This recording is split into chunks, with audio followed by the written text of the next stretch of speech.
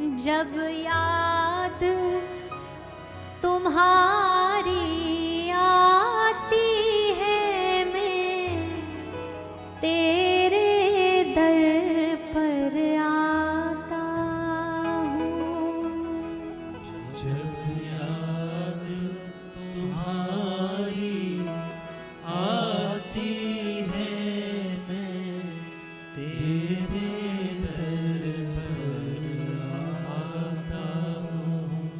भगवान के द्वार पर व्यक्ति तभी जाता है, बड़ी याद आ रही है, बड़ा स्मरण हो रहा उनका, अब कहाँ जाएं, किससे जाके बोले। अच्छा, संसार वालों को तुम बोलोगे भी कि भगवान की याद आ रही है तो उनको ये बात समझ नहीं आए, हंसेंगे कि ये भी कोई बात है।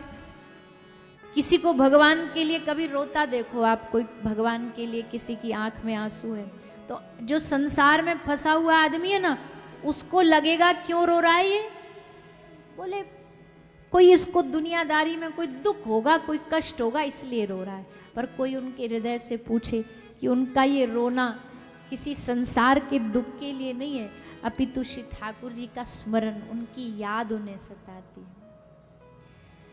अपने सुख दुख को है ठाकुर में रो रो तुम्हें सुनाता हूँ।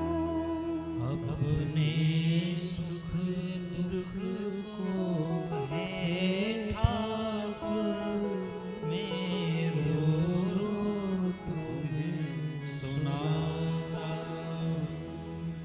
जब याद तुम्हारी